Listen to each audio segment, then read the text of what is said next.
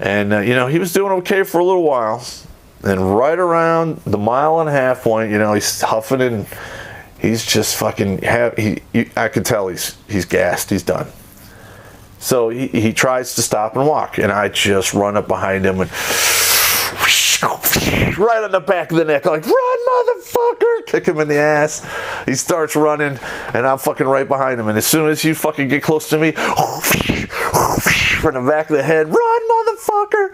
I did that for a 1/2 fucking mile.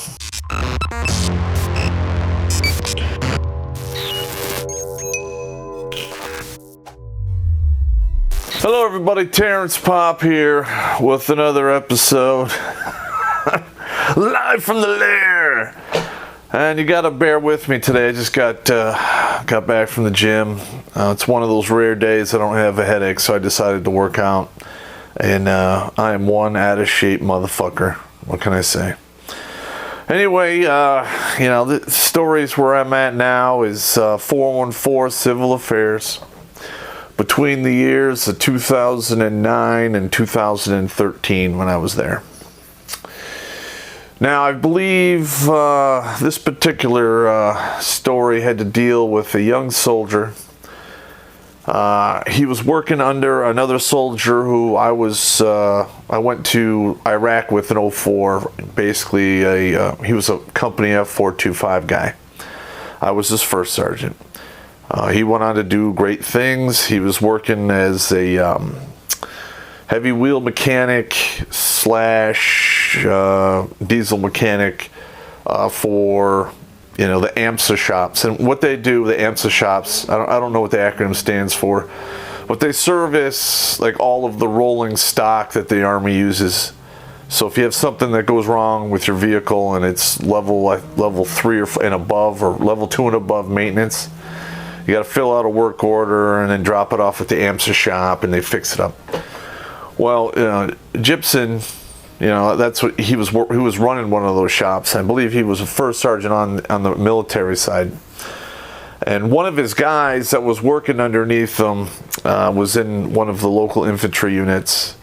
And I think it was a 125. And he wanted to deploy, okay? A lot of guys in the military, especially if you're in the Army, they want to deploy because once the music stops and you don't have the seat, you're gonna get fucked. Okay, you don't want to be that guy when the country's been at war for several years or more, and you don't want to be that guy who never went on a deployment, never did anything but just ride a desk or whatever. You don't want to be that guy.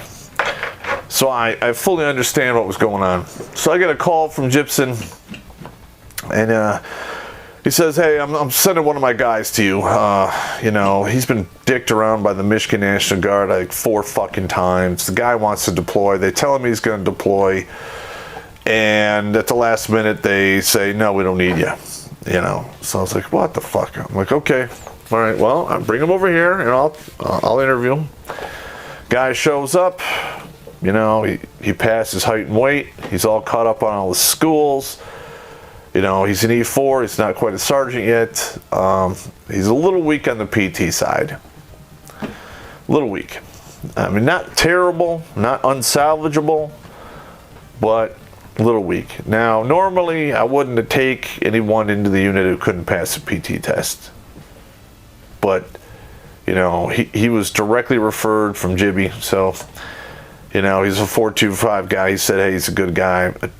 I'm going to believe him at his word. That's how NCOs work. I trust Gibson with my life, and that's just the way it is.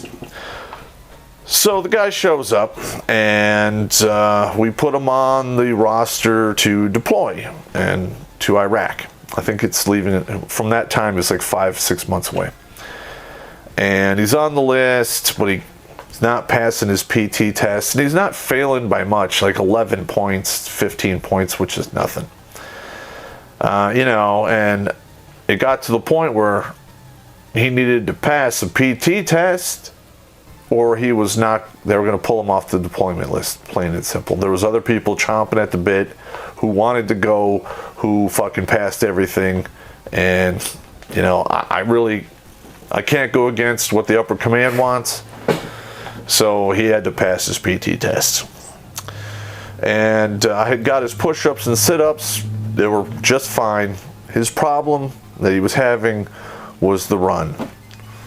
For whatever reason, right when we get to 1.5 miles, he would like run out of gas and start walking for 200 or 300 meters and then do some weak ass fucking jog to finish up. And you know, he had taken like 4 PT tests prior to this. He'd always done the same thing and he always failed.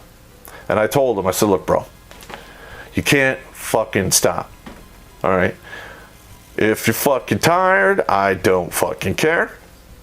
If you start vomiting, you can do that all you want as long as you're fucking running. Don't fucking walk. So we're going to give him the last PT test. I take him to the starting point. You know, he knows the deal. A lot of times when I give PT tests, you know, I wouldn't read all the shit on the cards. You know, I would if there was somebody there who'd never done it before or who was fairly new. But, you know, once you've been in the Army a few days, a few months, you know the fucking deal, all right? You know how to do push-ups and sit-ups, and it's just a 2-mile run. Everyone knows how to fucking do it. They teach it to you in basic, AIT, and whatever. So, you know, I tell them, hey, this is your last chance, bro. You know, you're good on the push-ups and sit-ups, but you got to pass the run. And he's like, Roger, that's fine. I got this. I'm ready. I'm like, yeah, sure. You know, start the time. He starts running. And I could tell from, you know, the way he took off running, he didn't start off like a bat out of hell. He was kind of like one of those old trucks revving up to, you know, go from first gear to second gear. And I knew in the back of my mind that this motherfucker wasn't going to make it. So I'm like, okay. I jump in my car, drive down the road to the turnaround point, park, and I have the stopwatch. And I'm timing them, and then people are coming by. I'm giving them the times. And I have another NCO with me, Sergeant First Class Bruins, good guy, and former airborne ranger.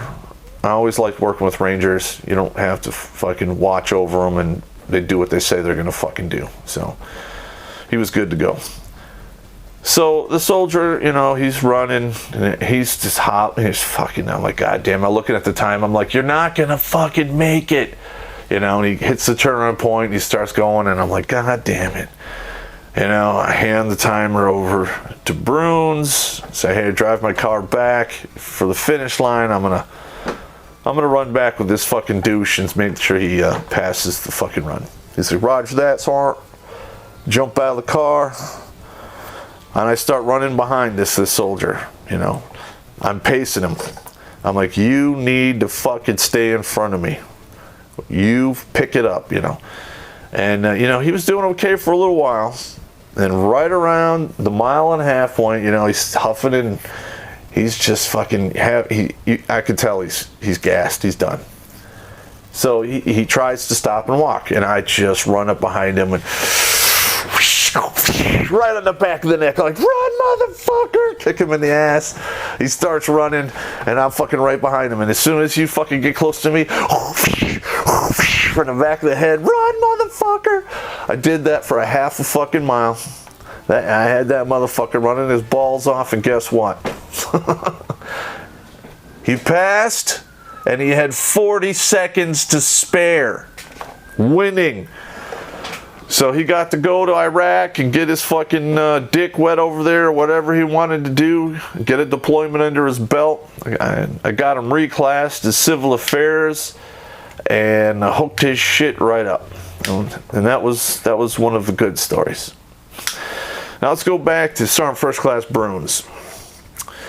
Bruins got there, and he was like an E6. He'd been an E6 for like just a little while. So he wasn't quite yet promotable to 7.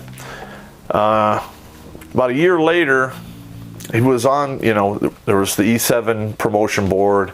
He put his packet forward, and it got kicked back because there was some mistake on his fucking paperwork. Now, RS3 and S1, you know, have a hard time, you know, doing that shit in KPOC. Why that is, I don't know, especially for the AGR soldiers. Now, if he was a TPU soldier, I could walk him to RS1, fill everything out, and it goes in the system, and it goes up and comes down, and then they change all the shit. For whatever reason, that you can't do that with the AGR soldiers, active guard reserve soldiers. Basically, we're reserve soldiers that are on active duty. Yep, it's a whole different fucking system. It's a fucking whole nut roll, all kinds of red tape. So he didn't get promoted on his first look. He was quite upset about it. Tried to get a stab board. Basically, the stab board is a secondary board that they do if there's a mistake or if you were overlooked for reasons that are beyond your control. And they basically told him to fuck off, just wait a year. So he was fucked. And I sat there, because he shared an office with me, and listened to this soldier try to get his records fixed for a motherfucking year. And he had done pretty much the same thing for a year prior to that to get his, you know, record fixed, which wasn't. So it took 2 fucking years. So the next year comes along, the promotion board comes up, and they fucking basically say you're not eligible, your record, blah blah blah. And he just fucking throws the phone down, fucking, he's like, fuck, he fucking storms out. This is about 11 o'clock in the morning. Now, I was patient. I watched this good soldier, airborne ranger, do everything in his fucking power to fix his fucking record. And it had been 2 fucking years. Countless faxes, emails, phone calls. They still fucked his record up. So, I write up an email to the Sergeant Major of the Army. And I explain to him, why does it take 10% of an active duty career to get fucking promoted? And I wrote down the whole thing. I have a soldier here, he was in the E6, he was passed up last year because they couldn't fix his records. I've been sitting here next to this soldier, a competent E6, tried to fix his record for a second year, and now they told him that he can't get promoted for the second time because his record's fucked up. What the fuck is going on, Sergeant Major? Boom, fire it up there, boom. I get an email back 15 minutes later. Sergeant Popp, I'm call you 10 minutes, be by your phone. Roger. So, and the phone numbers are on the signature block of all emails, so it's not a big deal. I'm at my desk, he calls me, I explain him the situation, he goes, okay, all right, that same email you sent me, I want you to send it, you know, to all of the sergeant majors from where you are up to me, between, you know, and I'm like, it's like 6 guys. I'm like, okay. So I resend it and I copy all these sergeant majors. And then the sergeant major responds, and all the sergeant majors I sent it to get to see that response, that now the sergeant major of the Army has visibility on this fucked up promotion shit. Okay, I did, by 12:15, I'm standing in front of the full-time officer, Major Z, getting fucking my ass reamed for jumping over so many fucking chain of command and fucking just pissing everybody the fuck off. I knew I was gonna get yelled at. I knew I was gonna get my ass fucking chewed and fucked with because I did this. But that's what you gotta do sometimes when you're the senior NCO. There's a reason why you become the old dog. Because you know how shit works. You're fucking quick, accurate, and you're absolutely motherfucking ruthless. You have to become the old dog. But guess what? Old Bruins comes back by 1300 hours, sits down behind his desk. There's a half a dozen emails there saying we are going to fix your fucking records and you are going to get in this fucking promotion board. And guess what? He was selected for E7 and got promoted. Boom, beer me. And Bruins, if you see this, you owe me a steak dinner, motherfucker. Because I got my ass chewed, got counseling statement, the whole fucking deal. But it was fucking worth it. Okay, and right around that time, I got basically voluntold that I was going to go on an NTC rotations, basically 24 days long. Was not happy about it. They basically got a phone call. The commander or the XO comes out and points at me and goes, "Pack your shit, you're leaving in 5 days for NTC." I'm like, what the fuck?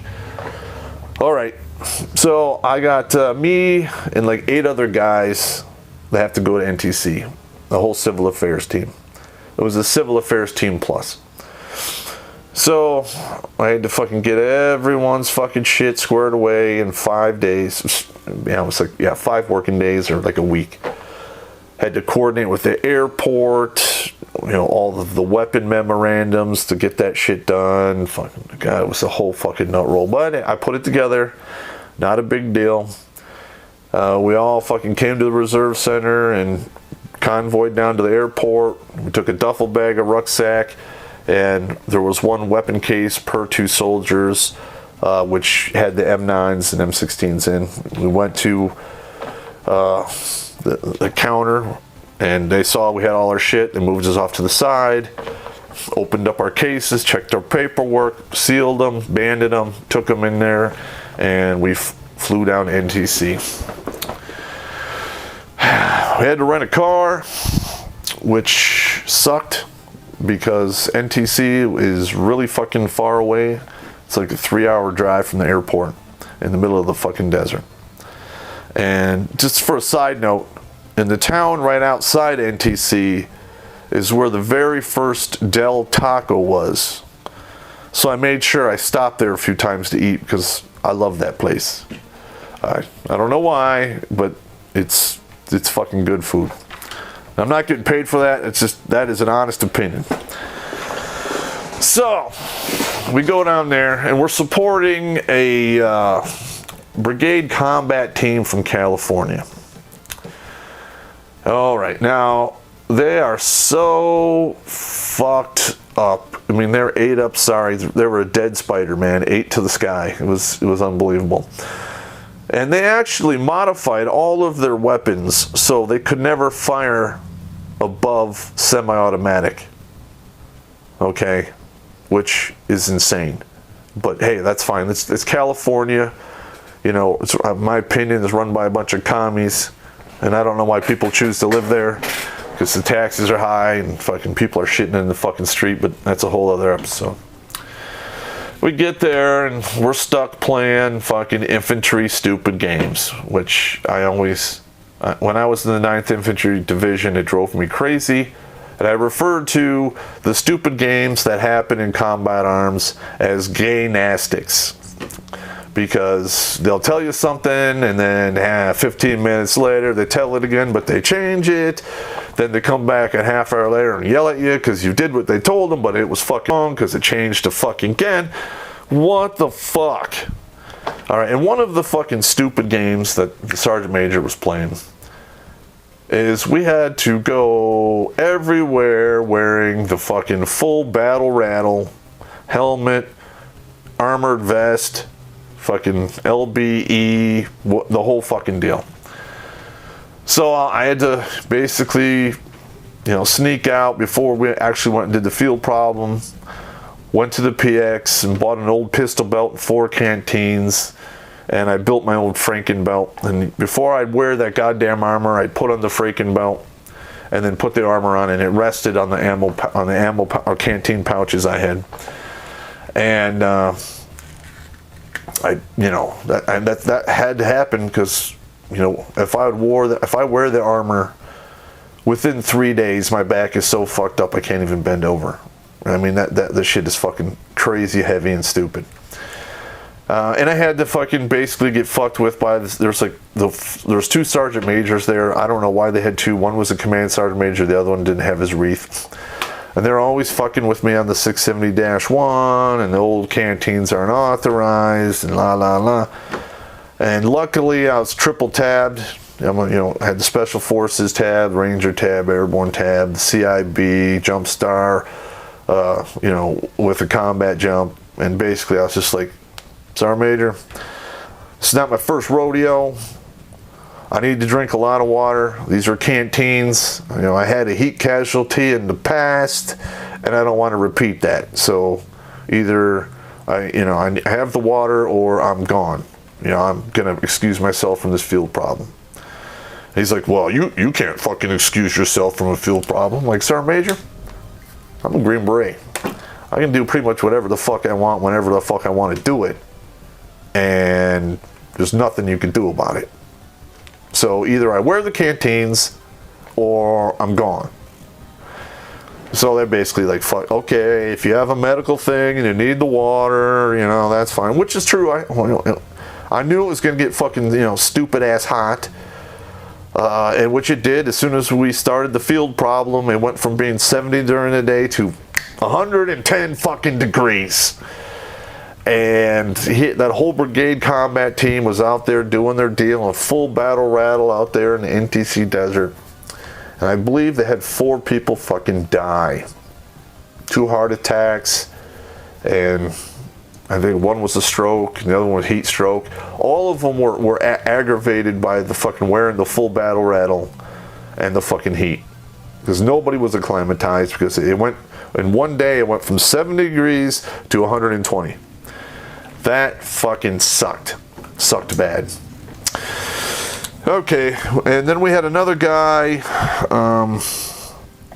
it's not one of my guys, but, you know, there was a soldier who was having a problem with a 50 cal and opened it up after firing, I don't know, 300 or 400 rounds of ammunition. And as they opened the tray to clear a fucking jam, one of the 50 cal rounds fucking exploded, cooked off, blew the fucking thumb off the gunner.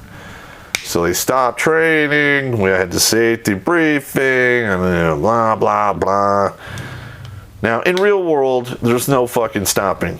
They basically say, you know, you lost your thumb, pick it up, go to the rear, get another guy to work the gun, don't do what he did, and it's over.